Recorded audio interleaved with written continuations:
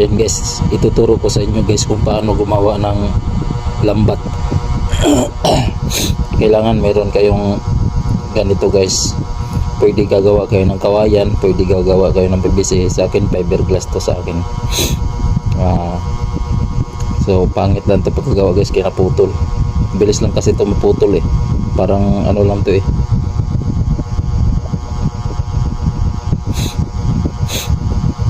Yan, parang glass lang siya. So ganito lang guys, oh. Yan.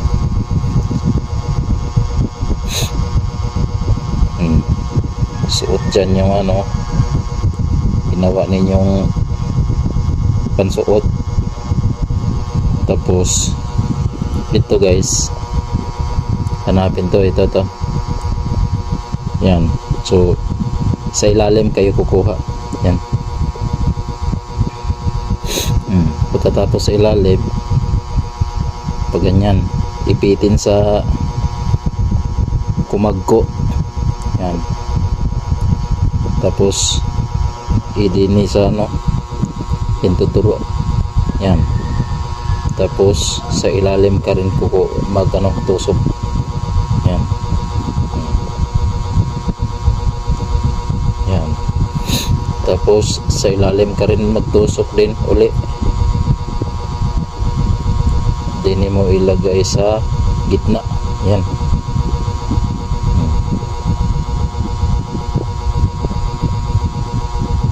Yan. Kailangan ito guys nakapantay din eh. Yan. Kailangan nakapantay din eh. Itong bago natin kinuha galing dito. Yan o. Tapos hihilain na yan. So ganyan lang kabilis guys. Tapos ganyan naman uli. Yan. Tapos dito na naman sa intuturo, sa ilalim ka na naman. Tapos ilalim na naman dini sa gitna.